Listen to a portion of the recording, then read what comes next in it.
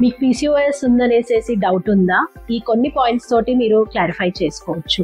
PCOS diagnose చేయడానికి blood test, scannings అన్నిటికంటే ముందు హిస్టరీ, అంటే మీ సైకిల్స్ ఎలాగా ఉన్నాయి.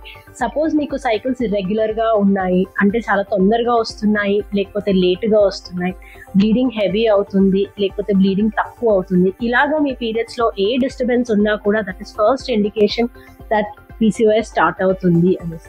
సెకండ్ థింగ్ ఏంటి అని అంటే ఎక్సెస్ హెయిర్, అన్వాంటెడ్ హెయిర్, అంటే అప్పర్ లిప్ మీద, చెస్ట్ మీద, ఈ సైడ్ ఏరియాస్లో, ఇలాంటి ఏరియాస్లో మీకు థిక్ హెయిర్ వస్తే ఆ అన్వాంటెడ్ హెయిర్ అన్నది కూడా అనదర్ సైన్ ఫర్ పీసీఓఎస్.